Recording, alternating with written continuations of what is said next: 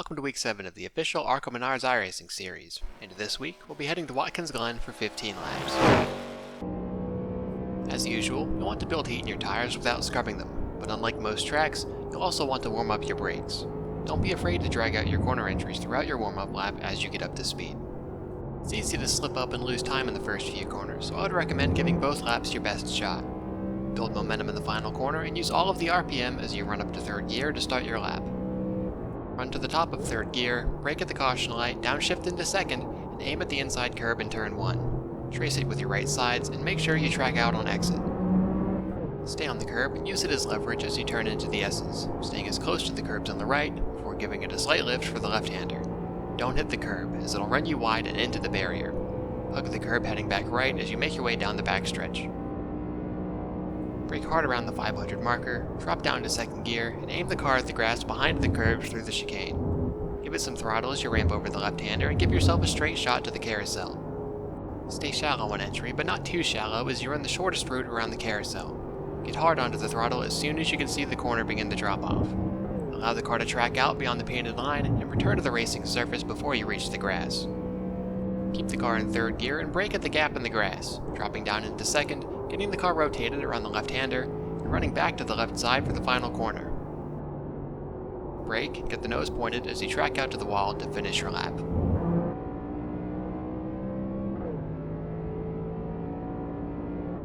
Let's see that again.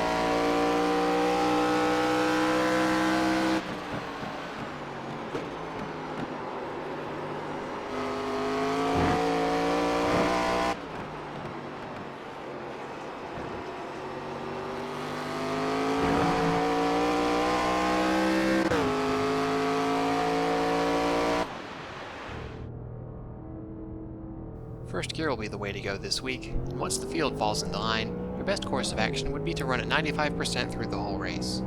The road tire in these ARCA cars shares characteristics with the next gen and the truck, meaning that you can push them throughout the entire race, but if you overstep, you will feel the consequences. The performance of these tires is more focused on the heat than the actual wear, so focus on being as smooth as you can. Go back and take a look at my lines through the qualifying lap.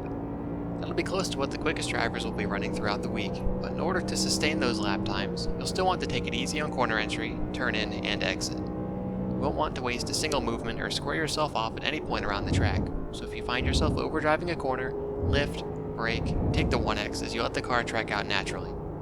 As long as you don't spin your tires, you will have the time to compensate for your mistakes, so keep that in mind if you find yourself having trouble in the beginning of the race. Lastly, don't try to be a hero. It may be tempting to throw it down the inside on the opening lap, but with the way the track funnels down into turn 1, I've never seen an ambitious move end well. Stay in line, give the field some time to adjust, and start planning your moves as you make your way through the Esses. Realistically speaking, if you botched your qualifying run, your chances of winning might have already gone up in smoke, so rather than focusing on what you could have had, focus on delivering the best results with the hand you've been dealt. If you can make it out of turn 1, stay grounded, and hit your marks, you'll find yourself gaining a decent amount of sports car rating as the week rolls on. Good luck.